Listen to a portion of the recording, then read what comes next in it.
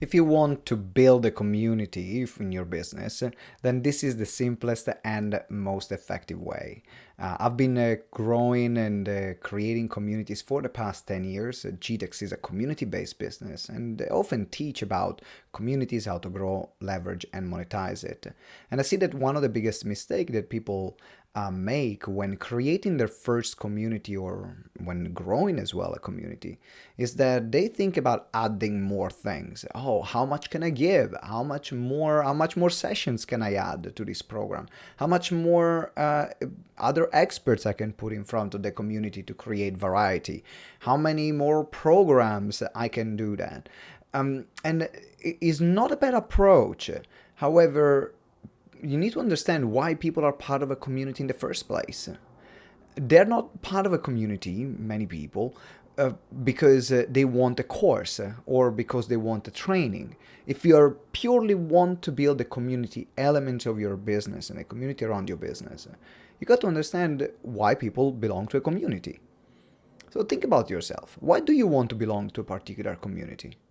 Well, if I think about me, for example, I want to belong to a particular community because I have a pleasure in the interacting with the other members, with the different members. There is a sense of belonging that I feel when I'm talking with other people that are on the same wavelength. And instead of adding more things like courses, program, interviews, experts, create moments where members can connect. This is the number one thing that you can do when creating a community because they are signing up to that community or they want to stay because of the level of connections that they create within each other. And also, if you want longevity in the community, it's not just about the level of connection that they have with you, but it's about the connection that they create members to members. Because now their network becomes so connected within the community that they don't want to leave. They want to stay because their friends, the people that they love, the people that they respect, the people that have been supporting them, then they are there. And that's why they will want to stay in the community. So instead of thinking about adding too much, actually, when talking about community, less is more.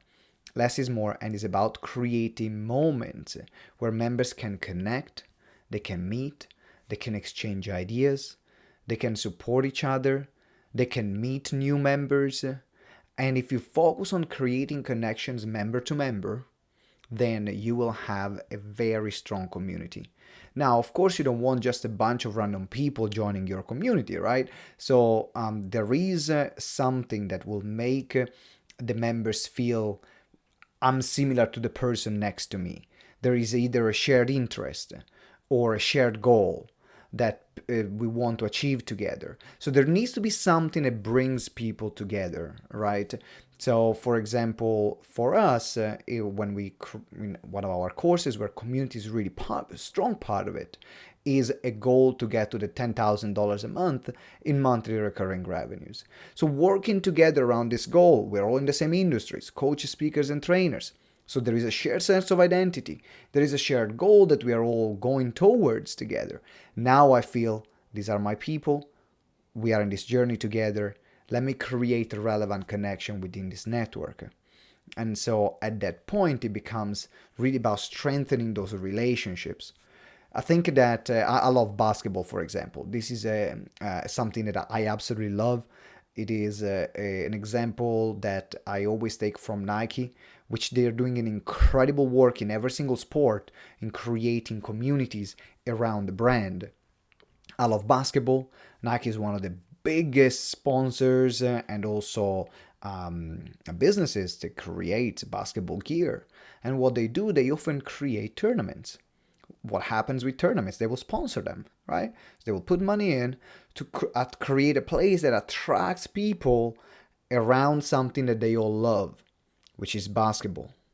Because a tournament, we have a shared goal, which is we want to win the tournament. But while I'm there, they create a lot of opportunities for people to meet. So now I'm talking to people from different teams, from different background, from people that are just watching. If I'm not playing, I might be watching, and now I'm talking part of that environment. And now I feel more connected. But now what's happened is that I'm not only connected to other people, I'm also connecting to the brand. So you can use really the same approach and start thinking in your community, what can you do to create opportunities for member to integrate, for member to interact, for member to connect, because they will then want to tell other people, hey, join the community, this is awesome, look at what we are doing. And this is the most effective and simplest way of building and growing your community. I'm curious to hear also what are your thoughts and questions on community building, because it's one of the most fulfilling things that you can do in your business, but also one of the most profitable things that you can do in your business. Because the community that you have today, they're going to be your clients of tomorrow as well. And that's why I love the community business model.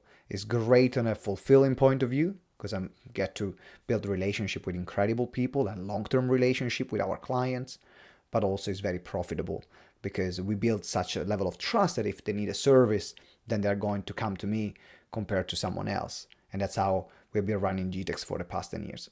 So any question around community, please let me know in the comments or feel free to reach out. If you have not subscribed yet to the podcast or to our YouTube channel, make sure you subscribe. And until next time, always remember that together we grow exponentially. Ciao!